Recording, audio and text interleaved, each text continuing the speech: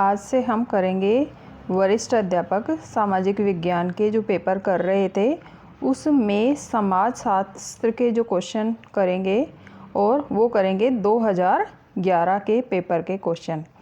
इसके अंदर 76 नंबर पर जो क्वेश्चन आया था वो था निम्नलिखित में से कौन सा एक कारक समाजशास्त्र की उत्पत्ति से संबंधित नहीं है।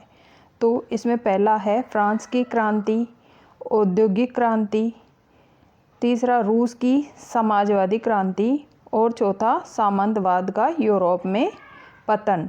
तो इसमें जो आंसर रहेगा रूस की समाजवादी क्रांति से समाजशास्त्र की उत्पत्ति का कोई संबंध नहीं है। तो 3 नंबर इसमें हमारा आंसर रहेगा। क्वेश्चन नंबर 77 है निम्नलिखित में से कौन सा तत्व दुर्खाइम की दृष्टि में सामाजिक तथ्य की विशेषता नहीं है। तो इसके हिसाब से जो यहाँ ऑप्शन दिए हुए हैं, पहला है बाह्यता, दूसरा बाध्यता, तीसरा सामान्यता और चौथा है वस्तुपरकता।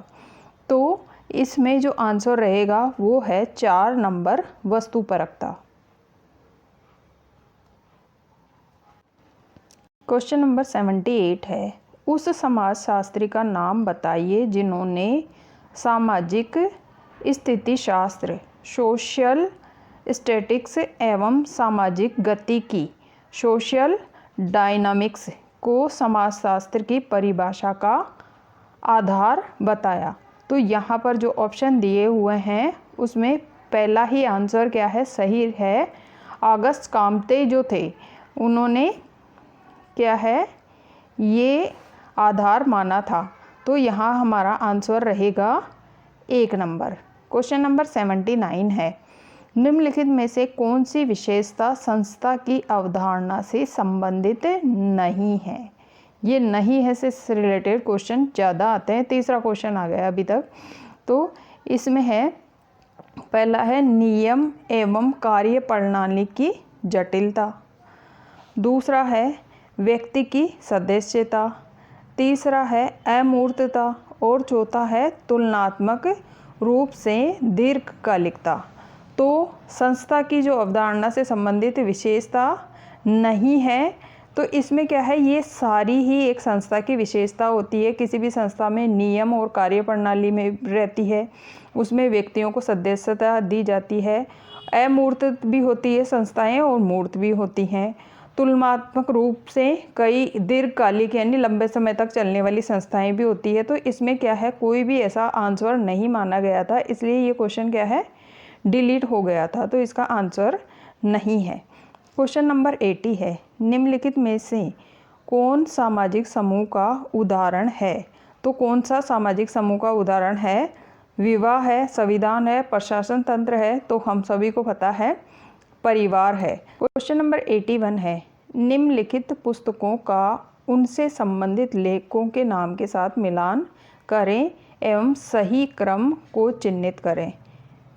तो एक तरफ क्या है, बुक्स दी हुई है और दूसरी तरफ उनके लेखक के नाम दिए हुए हैं। तो मिलान करना है। तो इसमें पहला है ह्यूमन सोसाइटी, दूसरा है सोशल चेंज इन इंडिया, तीसरा है व्हाट इज़ सोशियोलॉजी और चौथा है रूल्स ऑफ सोशियोलॉजिकल मेथड। तो यहाँ पर क्या है, ये सभी इनके सामने इनके आंसर लिखे हुए हैं जो इनके राइटर है। यानी जो पहले का जो राइटर है वो सोशल सोसाइटी किंग्सले डेविस की है, दूसरा है social change in India Yogendra Singh की है, तीसरा है व्हाट इज़ सोशियोलॉजी ये है इंक्लस की है और पांचवा रूल ऑफ सोशियोलॉजिकल मेथड ये है दुर्खाइम की है। तो यहाँ पर हमारा आंसर 1 नंबर ही रहेगा। क्वेश्चन नंबर 82 है निम्नलिखित में से कौन सी विशेषता वर्ग से संबंधित है। तो एक वर्ग है उससे संबंधित जो विशेषता है वो है पहला है प्रदत्त परिस्थिति, दूसरा है सांस्कृतिक प्रतिष्ठा, तीसरा है उत्पादन साधनों पर स्वामित्व और चौथा है पवित्रता और अपवित्रता। तो यहाँ वर्ग से संबंधित जो विशेषता है वो है उत्पादन साधनों पर स्वामित्व। तो यहाँ पर 3 नंबर हमारा आंसर रहेगा। क्वेश्चन नंबर 83 है, निम्न में से किस भारतीय समाजशास्त्री ने परिवार प्रणाली का अध्ययन नहीं किया? यानी 3 ने तो परिवार प्रणाली का अध्ययन किया है, बाकी एक ने नहीं किया, तो वो है A.M. शाह ने नहीं किया, बाकी कपाड़िया, देसाई और दुबे इन तीनों ने किया था। तो 3 नंबर हमारा इसमें आंसर रहेगा। क्वेश्चन नंबर 84 है, हिंदू विवाह व्यवस्था में जब आभूषणों से सुसज्जित कन्या का दान समारोह पूर्वक उपयुक्त वर को किया जाता है तो उस विवाह को कौन सा प्रकार है?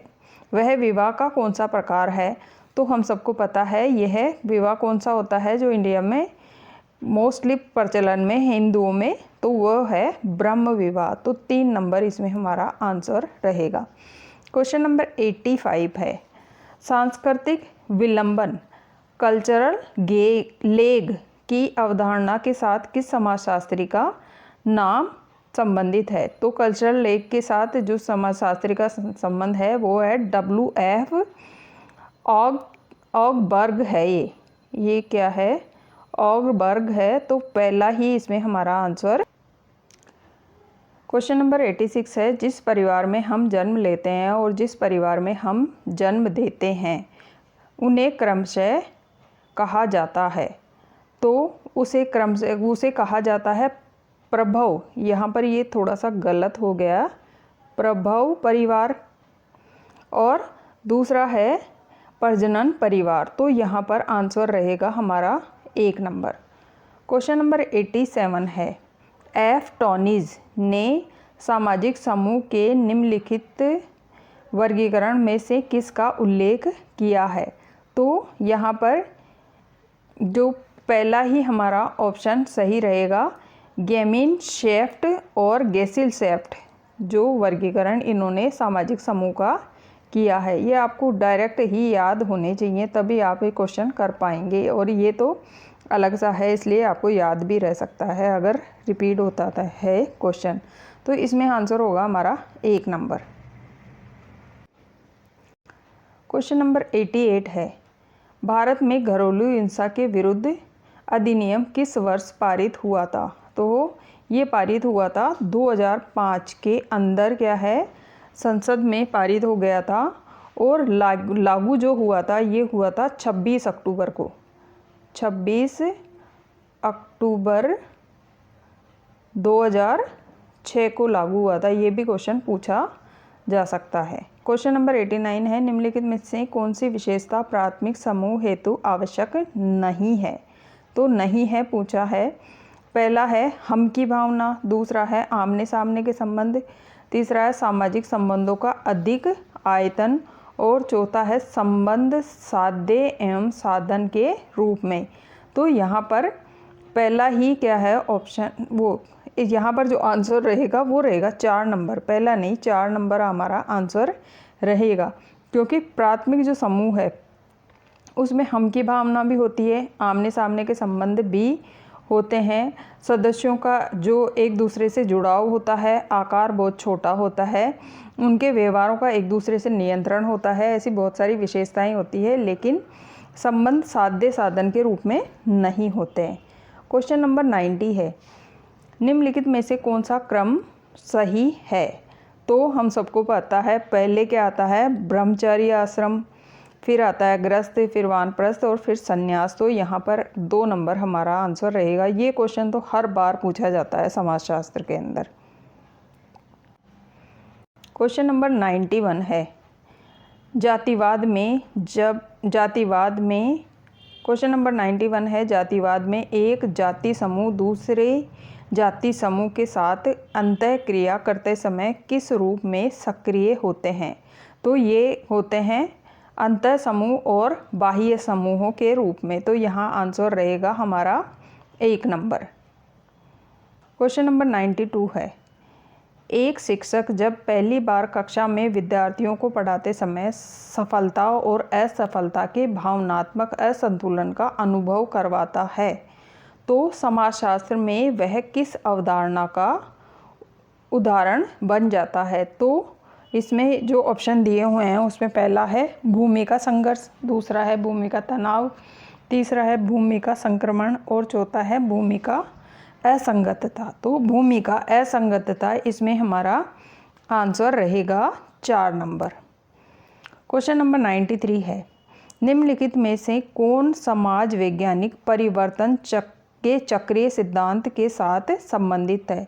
तो परिवर्तन के चक्रीय सिद्धांत के साथ संबंधित है वो है विल्फ्रेड पैरेटो जो है। तो यहाँ पर 2 नंबर हमारा आंसर रहेगा। क्वेश्चन नंबर 94 है, निम्नलिखित में से कौन पॉवर्टी एंड फेमिन्स का लेखक है? तो पॉवर्टी एंड फेमिन्स के जो लेखक हैं वो हैं अमर्त्य सेन। ये थे हमारे 2011 के पेपर के जो भी क्वेश्चन आए थे समाजशास्त्र से, वो हमने कर लिए। अब आगे हम करेंगे जो 2014 का पेपर और उसके ही समाजशास्त्र के 19 क्वेश्चन। वीडियो देखने के लिए धन्यवाद।